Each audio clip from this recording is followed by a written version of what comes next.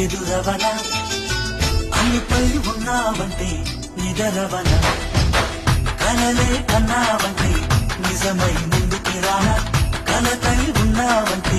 కథనవన అమ్మలో ఉండే సగం అక్షరం నేనే నాన్నలో రెండో సగం లక్షణం నేనే